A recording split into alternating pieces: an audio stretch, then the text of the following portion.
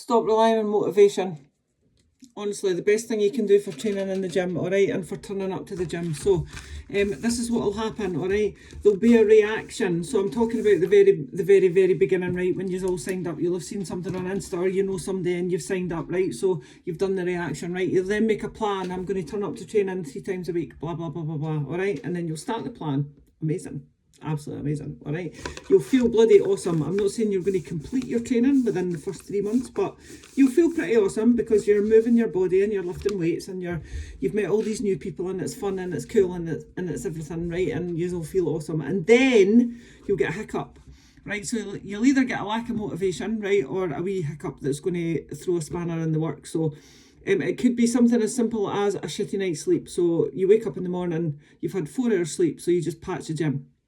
Alright, it could be something more. You could have something going on in your personal life, your home life, you could have a holiday, etc, etc. Alright, but that blip and that session that you've missed will start to become the norm. So you'll take a wee drop off. So whether you were maybe you started training 3 times a week, you'll now cut it back down to 2 because you've missed one Thursday or whatever. So this will become your new norm, alright? And then something else will happen and then you'll be like, fucking need to get back to that. So you'll go back to your 3 days a week and then, right, will constantly repeat that cycle through the rest of your life, all right?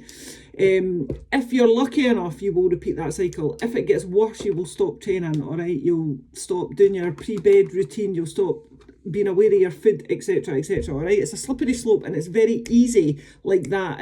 It really doesn't take a lot to tip most of us over the edge and to tip us off the rails kind of thing, all right? So motivation, I want you to understand, right, it'll come and go for everybody, all right?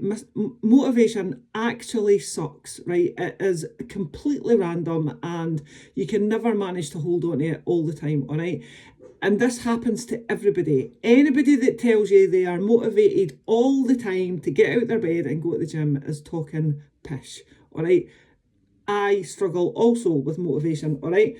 Yes, I am in the gym, right? I'm more motivated than most people because it's my job, it's my life, it's my career, it's my passion, etc, etc. I absolutely love it, all right? But there are days when I cannot be fucked, all right? To train in the gym, to lift weights, to run, to go on the bike, to jump, to do anything. I just cannot be fucked, all right? But so anybody that tells you that motivation is there all the time is absolutely lying. Right, when you are motivated, I want you to use that as a kind of like a catapult to take bigger jumps towards your goal. So whatever your goal is, all right, if you think that when you are motivated you can take big leaps to get to your goal, so you'll get to your goal quicker, all right? When you're not motivated, discipline, but you're turning up anyway, you might need to scale it back a wee bit. So you might need to lift a lighter dumbbell or jump on a less high box or put a lighter weight on your barbell, all right? But the important thing is, as long as you are turning up to training, you are still getting towards your goals. You're still going in the right direction, all right? I want you to think about that, all right? So big leaps when you're motivated, littler leaps when you're not motivated and you're relying on discipline, but leaps in the right direction, yeah?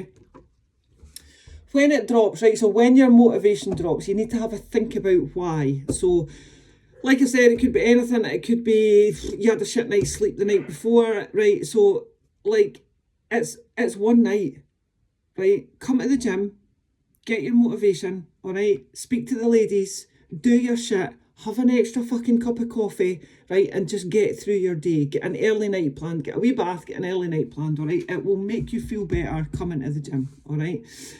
If it's a bigger reason, right, it could be something that happened a couple of days ago. It could be a particularly stressful time at work. Never underestimate, by the way, brain power and how much using your brain power can suck the absolute life out your body. You can feel physically drained, all right? That does happen. But again, you need to decide whether sitting on the sofa for an hour in the morning, scrolling through your phone and panicking that you've lost an hour's sleep is going to do you more good than coming to the gym and doing some exercise, all right?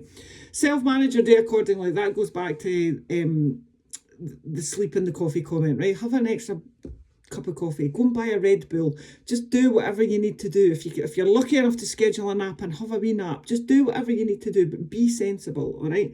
And be smart when you turn up to the gym, all right? The one thing I ask you to do is to turn up, right? I don't ask you to come all bells and whistles, singing and dancing, right, with your full game face on. I never ask you to do that. I ask you to literally turn up, all right?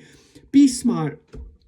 If it's a day when we're going to try and do a PB deadlift and you're feeling shit, all right, you haven't slept for 4 days, you're emotional as fuck, all right, trying to whack 90 kilos on your bar and failing is not going to do you any good, right? Go lighter if you need to, all right? Just tell me why you're going lighter. That's cool, all right? And also, finally, the last thing about if you're having a shitty time, all right, it'll pass. It'll pass, right? So you need to think about whether when you're out the other side of this shitty time, are you going to feel better because you've continued to lift weights for the 3 weeks or the 4 weeks, and you've continued to sleep well, and you've continued to look after your body by filling it with decent food? Or are you going to feel better knowing that you've taken 4 weeks off, you're sitting on the sofa drinking wine and eating sugar?